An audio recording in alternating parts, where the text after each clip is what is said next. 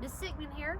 We are about to start field trip number 3. Have you ever wondered what's on top of the Sandia Mountains? Well, we're going to check it out. So how do we get to the top of the Sandia Mountain? Well, you are going to take I-40 to the Tijeras exit.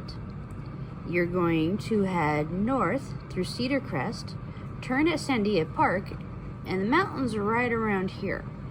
Hey guys, so you ever wonder what the backside of our mountain looks like? Here you go. You can see forever.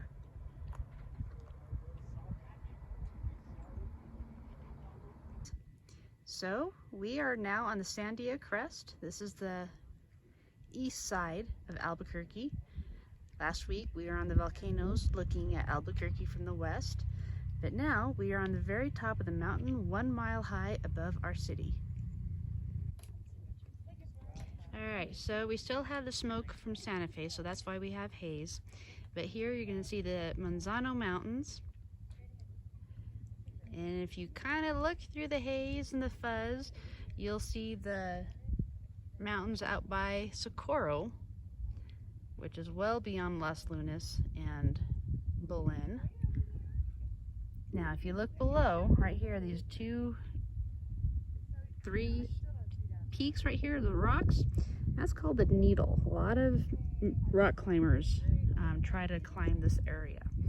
Beyond those rock formations, you're going to have the Sandia Tram, which is the largest tram in the world. And also, kind of in that general area, in the upper area beyond those rocks, there was actually a plane crash many years ago, and we'll kind of talk about that later. Alright, so if you look at the different land formations, right below us you see a bunch of flat dirt, and then you see houses. That is the exact line where the Sandia Pueblo ends. If you see a lot of green and a little bit of water, that is the Rio Grande. And then in the far is Mount Taylor over by Grants. Alright, in the mountains we have the Steel Forest. You can see that when you look on top of the mountains. And this is all the radio towers.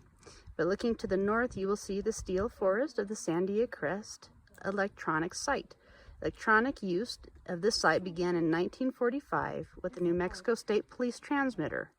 The Steel Forest has grown to be a major communication link for the Southwest.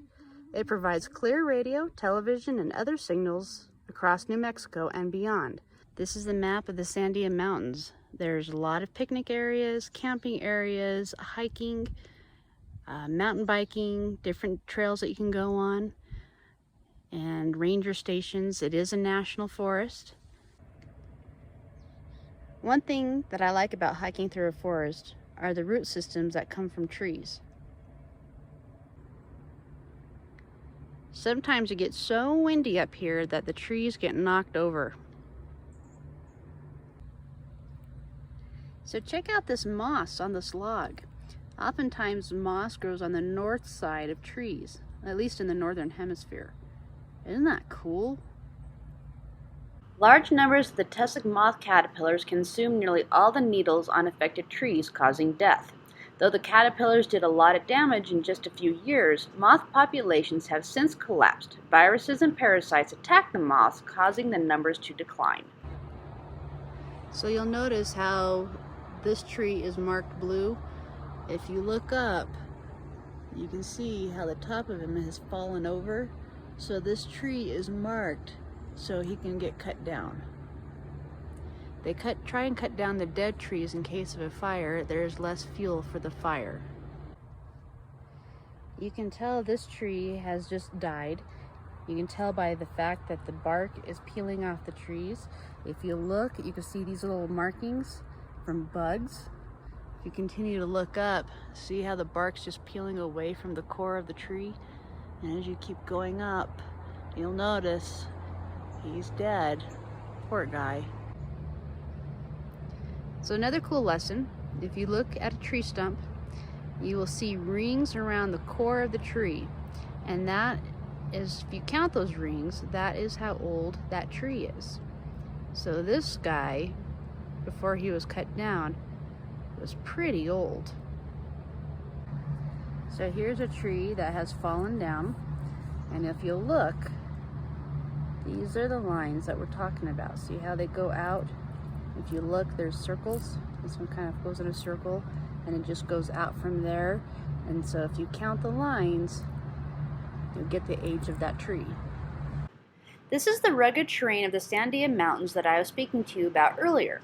This is where the TWA Flight 260 crashed. My buddy Joe Diaz and I took a hike there a few years back. The plane was en route from Albuquerque to Santa Fe in February, and it is said that the weather caused the crash because of low visibility. This area is now known as TWA Canyon, and trust me, it is a difficult hike. On the way home, we chose to go through a secluded dirt road from the top of the mountain to Placitas. We discovered that there is a place called the Sandia Cave, or also the Sandia Man Cave. It was excavated in the 1930s. Fossils from mammoth, mastodon, sloth, horses, and camels were found in this cave. Here is the entrance to the cave, and it was determined that it was used 9,000 to 11,000 years ago. This cave was declared a National Historic Landmark in 1961.